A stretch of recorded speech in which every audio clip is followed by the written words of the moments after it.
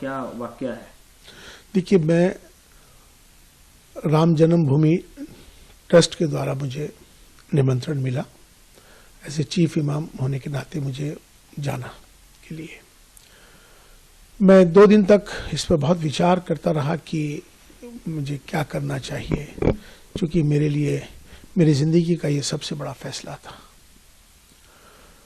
मैंने फिर फैसला ये लिया कि मुझे जाना है आपसी सौहार्द के लिए, अपने देश के लिए, राष्ट्र हित में। ये मैंने फैसला लेते हुए मैं अयोध्या चला गया। वहां जाके तमाम अयोध्या वासियों ने मेरा स्वागत किया, साधु संतों ने मोहब्बत का इजहार किया, इस्तकबाल किया। वहां से मैंने अपना एक पैगाम, जो कि पैगाम मोहब्बत, मैंने वहां से दिया। वो पैगाम मोहब्बत जो था, मैंने उसमें कहा कि हमारी सबकी जातियां जरूर अलग हो सकती हैं, हमारे पंथ जरूर अलग हो सकते हैं, हमारे इबादत करने की तरीके, पूजा पद्धति अलग हो सकती है, हमारे सबके धर्म जरूर अलग हो सकते हैं, लेकिन हमारा जो सबसे बड़ा धर्म है इंसान और इंसानियत का है। और हम भारत में रहते हैं, हम सब भारतीय हैं। आओ हम सब मिलकर भारत को मजबूत करें, भारतीयता को मजबूत करें, राष्ट्र सर्वोपरि है।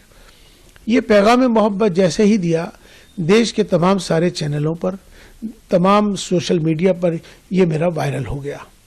वायरल होने के बाद उनको सबको ये मालूम हो गया कि इमाम साहब, चीफ इमाम साहब वहाँ पहुँच गए और उन्होंने ये फतवा जारी कल किया है। वैसे तो मुझे 22 जनवरी की शाम से ही तमाम मेरे नंबर्स पर अलग अलग जगहों से मुझे धमकियां आने लगी, मेरे खिलाफ नफरत अंगेज माहौल बनाने लगे, मेरे खिलाफ उन्होंने जो अब शब्द जो कहने के होते हैं वो कहे, तमाम मुझे अलग अलग जगहों को, मुझे, मेरे परिवार को तमाम बहुत सारा बुरा भला कहा जाने लगा।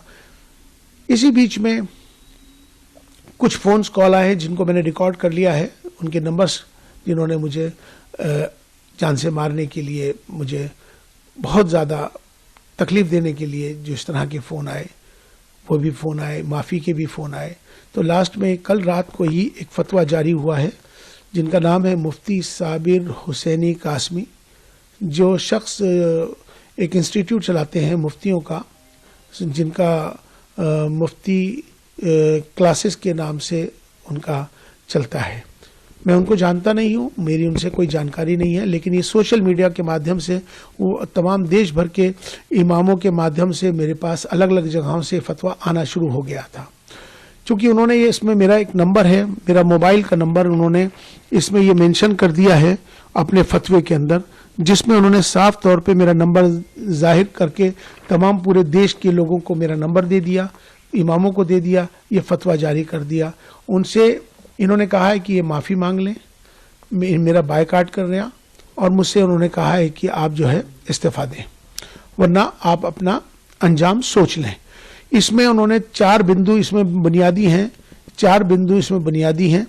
एक बिंदु उनका ये है कि आप प्राण प्रतिष्ठा में क्यों गए, आप चीफ इमाम हैं, आपको जाने का अधिकार ही नहीं है, आप इसलिए आप पर कुफ्र का फतवा जारी होता है। दूसरा बिंदु उन्होंने ये दिया है कि आपने इंसानियत को धर्म से ऊपर कर दिया है, ये आपका गुनाह है, इसलिए आप पर फतवा जारी होता है। तीसरा गुनाह यह है कि आपने धर्म से ऊपर उठकर आपने कहा है कि राष्ट्र सर्वोपरि है, देश को आपने ऊपर बना दिया है, इसलिए आप भी इस फतवे के लिहाज से आप खारिज हो गए, लिहाजा अब आप पर कुफ्र का फतवा जारी कर दिया गया है और तमाम अलग अलग जो उसकी सजाएं हैं इसमें मुकर्रर कर दी गई। लेकिन मैं उनसे ये बात कहना चाहता हूँ, पहली बात तो ये इस्लामिक देश नहीं है, ये भारत है, ये सनातन भारत है। इस भारत में हमेशा से सर्वधर्म संभाव की बात है, यहाँ एकता अखंडता की बात है, अनेकता में एकता की बात है। अगर उनको मेरे इस पैगाम मोहब्बत से तकलीफ है, मेरा विरोध कर रहे हैं, तो उनको, मुझे लगता है कि अगर मैं राष्ट्र के साथ, देश के साथ अगर प्रेम कर रहा हूं, मेरा ये दोष है कि मैं अपने देश से प्रेम करता हूं, मेरा इसलिए विरोध कर रहे हैं, तो मुझे लगता है कि शायद उनको पाकिस्तान चला जाना चाहिए। अब वो लोग जो मुझसे मोहब्बत करते हैं, जो देश से मोहब्बत करते हैं, वो मेरा समर्थन करेंगे। जो मेरे से नफरत कर रहे हैं मेरे जाने पर, मुझे लगता है कि शायद उनको भी पाकिस्तान जाना चाहिए। यहाँ पर मोहब्बत का पैगाम हमने दिया है, हमने कोई गुनाह नहीं किया है। राष्ट्र मंदिर था, हम वहाँ राष्ट्र मंदिर पे गए थे और हमने अपना जो पैगाम दिया, हम उस पैगाम पर अटल हैं। हम माफ़ी मांगने वाले नहीं हैं और ना ही मैं माफ़ी मांगूंगा, ना ही मैं किस तरह का इस्तीफ़ा दूंगा। और जिस तरह से वो जो चाहें कर लें।